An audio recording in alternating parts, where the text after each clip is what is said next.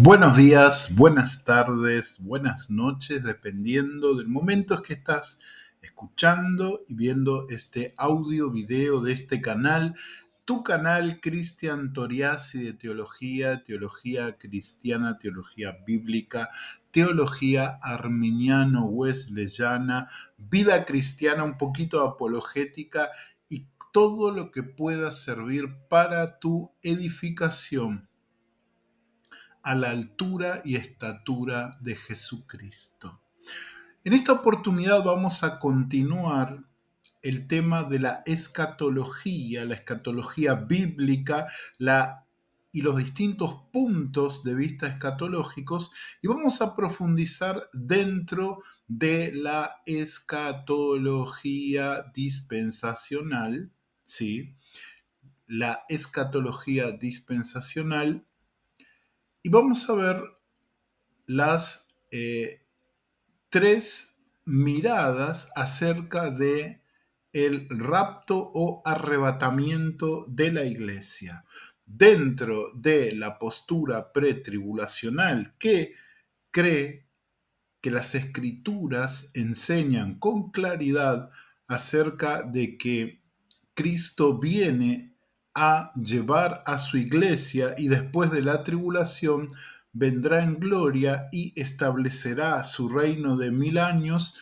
Después el diablo será arrojado al infierno final y toda la humanidad será juzgada y comenzará la restauración final del cielo y la tierra. Ahora, esta postura dispensacional, premilenialista dispensacional, tiene tres miradas acerca del rapto o arrebatamiento de la iglesia. Por eso vamos a analizar a la luz de las escrituras estas tres miradas acerca de el rapto o arrebatamiento de la iglesia. ¿Sí? Estas tres son las siguientes: el rapto o arrebatamiento de la iglesia pretribulacional, el rapto o arrebatamiento de la iglesia mesotribulacional y el rapto o arrebatamiento de la iglesia post-tribulacional, ¿sí? Y el post-tribulacional está también emparentado con la postura amilenialista, que es que habla acerca de, bueno, después de todos los acontecimientos tribulacionales de este mundo, no necesariamente la gran tribulación, pero sí todas las tribulaciones que pasamos como creyentes, el Señor Jesucristo arrebata a su iglesia y comienza el juicio y el estado eterno.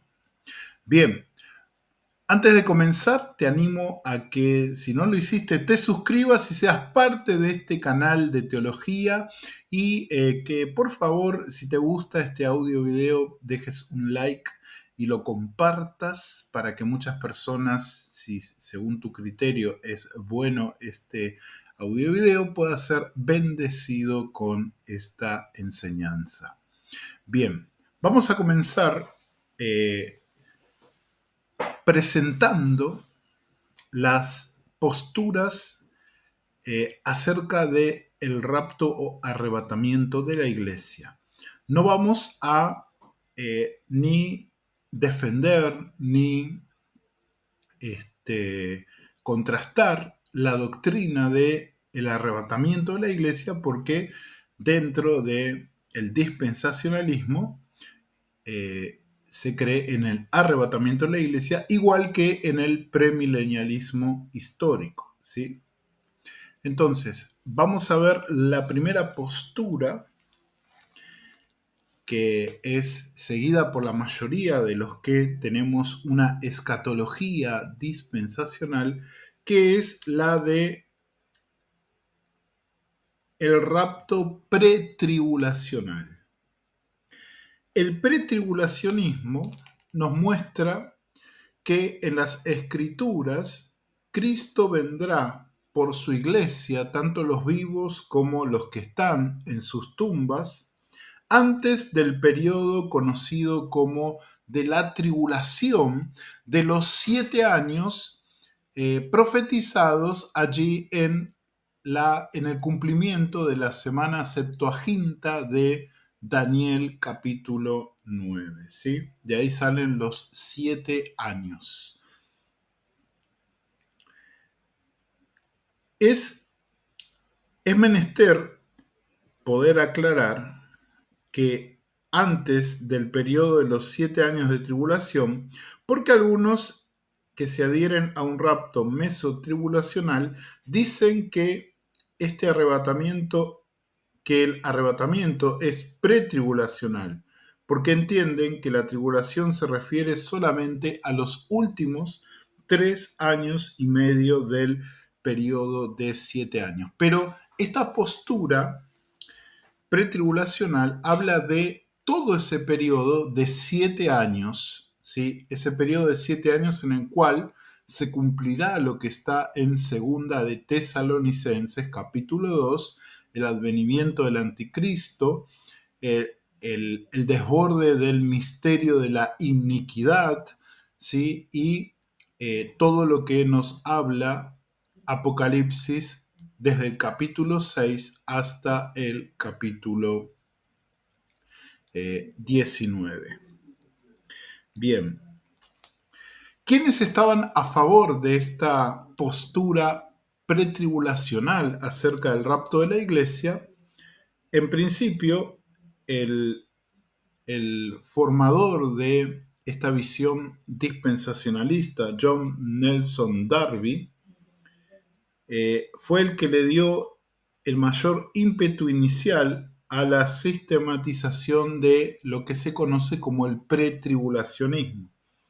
Esto se debe a que él consideraba a la Iglesia como una obra especial de Dios, distinta al programa soteriológico y escatológico que Dios tenía para con su pueblo Israel. Esto, integrado a su premilenialismo histórico, lo trajo a la posición de que la iglesia sería arrebatada antes de que sucediese o empezase la tribulación o el cumplimiento de la semana Septuaginta de la profecía de Daniel capítulo 9. Bien, después hay otros grandes pretribulacionistas, como por ejemplo Leon Good, John Walburt, Dewey Pentecost, eh, Charles Rady, y también Evis Carballosa, ¿no? El gran comentarista de los libros de la Biblia de los hermanos, ¿no? De los hermanos libres o de los hermanos de Plymouth. Bien, vamos a ver el apoyo bíblico para esta postura. Tenemos el texto de Apocalipsis capítulo 3, verso 10, donde el Señor Jesucristo le da la promesa a la iglesia de Filadelfia, que es una proyección de la iglesia fiel que espera a Cristo antes del fin, ¿sí?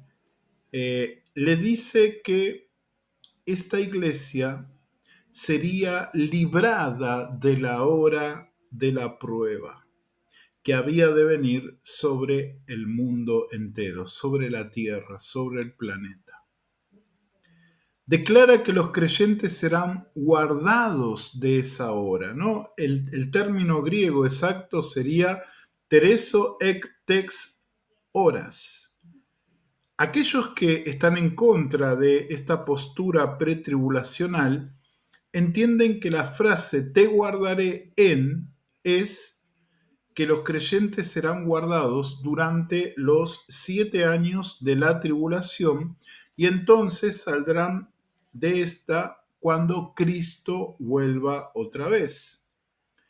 La comprensión de la postura pretribulacional basada eh, en la palabra ek, es apoyada por varios versículos que no tienen nada que ver con la doctrina del arrebatamiento de la iglesia antes de la tribulación. Por ejemplo, Proverbios capítulo 21, verso 23, que dice: el que guarda su boca y su lengua, su alma guarda de aflicciones. Guardar su boca y su lengua no es el medio que uno puede llegar a aspirar para guardarse en el tiempo de aflicción, más bien es el medio de escapar de una aflicción por la que no está pasando en la actualidad. En la versión de los 70, ek indica una preservación de algo, no una preservación interior en algo, sino de algo. Ek también es usado en cuanto a la protección externa en textos como Josué capítulo 2, verso 13 y Salmos 33, 19 y 56, 13. En todo el Nuevo Testamento, ek tiene claramente el mismo sentido. En Hechos 15, 29 se les pidió a los gentiles que se guardaran de prácticas que eran ofensivas a los creyentes judíos. Esto podía lograrse únicamente por la abstención total de todas esas prácticas. Bien, en Santiago capítulo 5, versículo 20, se nos presenta la posibilidad que si se puede hacer volver de su mal camino a un cristiano que peca, será salvado de la muerte física. No hay manera de que ek pueda significar que él sea protegido en medio de la muerte física y después emerja de esta en alguna clase de resurrección. Él escapará de la muerte prematura por haber sido eximido de ella. La misma frase guardar de se halla en Juan 17:15. No ruego que los quites del mundo, sino que los guardes del mal. Los post-tribulacionistas afirman que esta promesa no se cumple por sacar a los creyentes del mundo, sino por protegerlos del enemigo mientras vivan en la tierra. Entonces, ellos afirman que de igual manera vivirán los creyentes durante la tribulación, pero guardados de la ira. Esta analogía no corresponde, porque tenemos que preguntarnos cómo es que son guardados los creyentes del poder de Satanás. Ciertamente, no es por sacarlos del mundo, pero sí implica un traslado. Pablo escribió de esta manera: el cual nos ha librado de la potestad de las tinieblas y trasladado al reino de su amado Hijo. Allí en su carta a los Colosenses, en el versículo 13 del capítulo 1. El apóstol Juan dijo lo mismo cuando escribió en su carta general, allí en el capítulo 5, verso 18, el maligno no le toca, es decir, al creyente. Los creyentes han sido transferidos del dominio de Satanás a otro dominio, al de Cristo. Y así es como son guardados del maligno. Esto es una verdad total en el Nuevo Testamento. Sin embargo, la promesa de Apocalipsis capítulo 3, verso 10, no solo garantiza que seamos guardados de las pruebas del periodo de la tribulación, sino el ser guardado del mismo periodo de la tribulación. La promesa no es te guardaré de las pruebas, sino que te guardaré de la hora de las pruebas. Los que sostienen el post-tribulacionismo tienen que recurrir a forjar medios de rebajar el énfasis del término hora, insistiendo que hora significa las experiencias del periodo, pero no el mismo periodo, cuando es evidente que el término griego apunta a ese periodo en particular. Bien. Otro texto clásico para sostener el pretribulacionismo es Primera de Tesalonicenses, capítulo 5, versículo 1 al 11. En 4:3 al 18, el apóstol Pablo trata de aliviar ese temor que tenían los tesalonicenses acerca de los creyentes, amigos y familiares que habían fallecido, que quizás tal vez no participarían del reino en el momento de que Cristo volviera otra vez.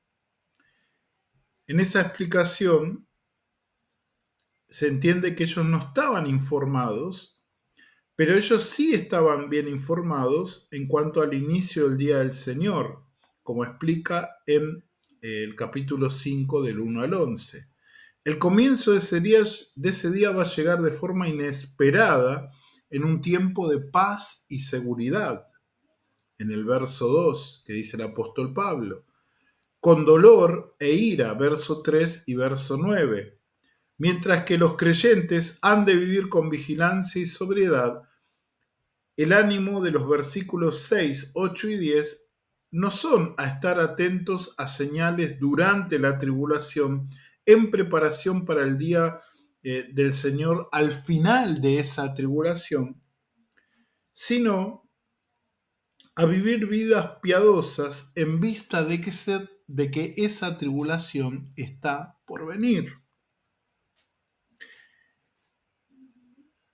de la cual el contexto tanto del capítulo 4 como de todo el capítulo 5 indican que los creyentes hemos de escapar de esa tribulación.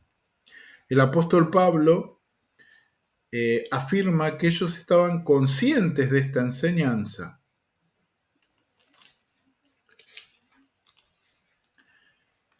y liga ese conocimiento que ellos tenían con el día del Señor, que era una enseñanza recurrente en el Antiguo Testamento,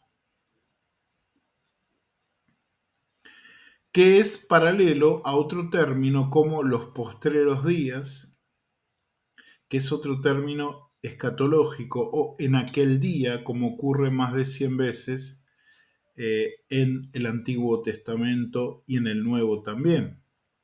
En Isaías 2, del verso 2, 11 y 12, las tres frases aparecen refiriéndose al mismo periodo escatológico. Así que había una amplia razón para que Pablo dijera que sus lectores conocían del día del Señor. Pero tocante al arrebatamiento, no hay revelación en el antiguo pacto. Esta omisión de pasajes acerca de el rapto tiene que ver con la novedad de esta doctrina revelada en Cristo Jesús.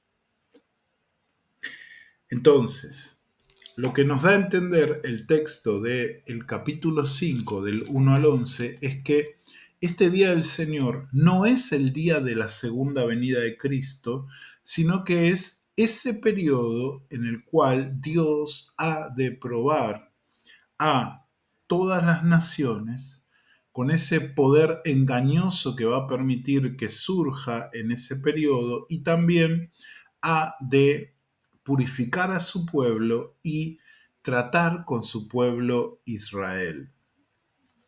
Y en ese periodo la iglesia no va a estar, porque la iglesia, tanto los que estén vivos como los que ya habían fallecido, han de ser quitados de la tierra en esa venida personal aunque tendrá cierta fanfarria, de acuerdo a la descripción que hace allí a partir del verso 18 del capítulo 4, con voz de arcángel, con voz de trompeta, que seguramente los cristianos hemos de escuchar para avisarnos de que Cristo viene en busca de los suyos. Bien. Después tenemos la postura mesotribulacional. Esta postura, que cree obviamente en el rapto de la iglesia, en el periodo de los 7 años cumplidos en la, en la semana septuagésima de la profecía de las 70 semanas de Daniel capítulo 9, sostiene que el rapto ocurrirá a la mitad de los 7 años de este periodo de tribulación. Es decir, que después que pasaron unos primeros 3 años y medio, Cristo viene a llevarse a la iglesia. Es decir, que la iglesia, según esta postura mesotribulacional, pasa los primeros 3 años y medio de la tribulación, pero antes de que ocurra la gran tribulación, Cristo se lleva a su iglesia. Bien. Algunos que abogaron por esta postura, podemos ver a Oliver Baswell, Gleason Archer, otros como Faber, Reiter y otros más, y obviamente habrá grandes maestros que predican acerca de esta postura mesotribulacional o en la mitad de la tribulación. Bien, veamos algunos argumentos a favor de este punto de vista. En primer lugar, tenemos el énfasis en Apocalipsis y en Daniel, capítulo 7, acerca de el periodo en el cual los poderes del mal han de desatarse sobre la tierra de 3 años y medio, 42 meses o un tiempo, tiempos y la mitad de un tiempo. Esos pasajes enfatizan los últimos 3 años y medio de la semana septuagésima de Daniel capítulo 9, como un tiempo de juicio bastante intenso sobre la tierra. Para muchos es razonable que Cristo permita que la iglesia pase la primera mitad de la tribulación, donde la iglesia sufrirá cierta persecución, pero que la gran tribulación, donde se ha de manifestar la ira de Dios, la iglesia no ha de pasar. Y ellos ahí ponen, por ejemplo, las copas de la ira o las trompetas, donde tal vez la iglesia, según su postura, no ha de pasar ese periodo, ¿no?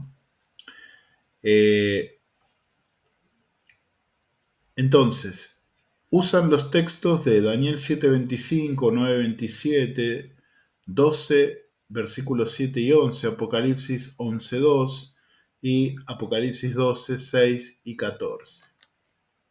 Es cierto que estos pasajes distinguen 2 mitades de los 7 años de la tribulación, pero no significa que los juicios intensivos solamente ocurran durante la última mitad, ni tampoco ninguno de estos pasajes citados habla por implicación del rapto de la iglesia. Pero algunos de ellos sí señalan eventos específicos que ocurrirán en el punto central de los 7 años. Por ejemplo, Daniel 9:27 afirma que a la mitad de la semana el anticristo hará cesar el sacrificio y la ofrenda. En Daniel 12:11 se menciona el mismo evento. Apocalipsis versículos 12, 6 y 14 relatan cómo Israel huirá a un lugar de refugio en el desierto a la mitad de los 7 años. No se indica rapto alguno, porque el resto de los creyentes huirá a un lugar en esta tierra y no será llevado al cielo como ocurre en el rapto de la iglesia. Es muy significativo que algunos de estos pasajes mencionan grandes eventos, pero que no declaran de forma específica el rapto de la iglesia. Bien.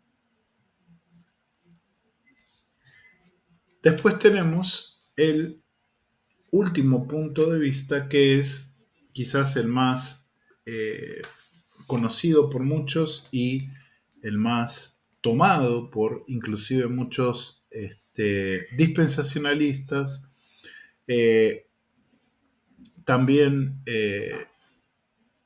premilenialistas históricos y amilenialistas, ¿no? Este es el punto de el rapto después de la tribulación. Conocido también como post-tribulacionismo, este punto de vista escatológico enseña que el arrebatamiento y la venida en gloria de Cristo son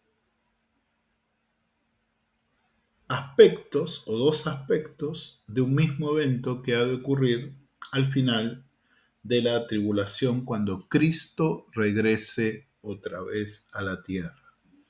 La iglesia estará en la tierra y pasará todo el periodo de tribulación hasta que Cristo venga al final y se lleve a los suyos.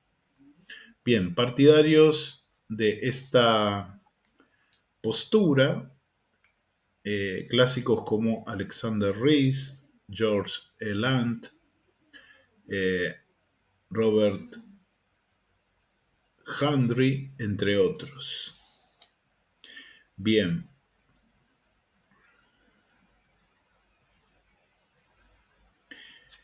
vamos a ver algunos argumentos a favor del post-tribulacionismo.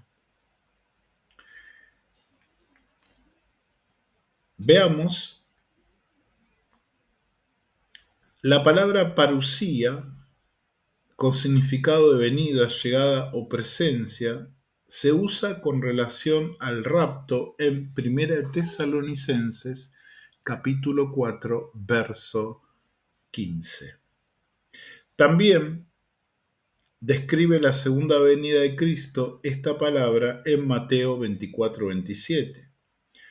Dos conclusiones podemos sacar de lo que hemos presentado. En primer lugar, que parusia describe un mismo evento, es decir, el arrebatamiento o rapto de la iglesia y la segunda venida de Cristo en gloria son un solo evento al final de la tribulación. Y dos, parousia describe dos eventos separados, ambos caracterizados por la presencia de Cristo, pero que no ocurrirán al mismo tiempo. Cualquiera de estas dos conclusiones, de acuerdo a el contexto en que se usa la palabra, es válida. Veamos.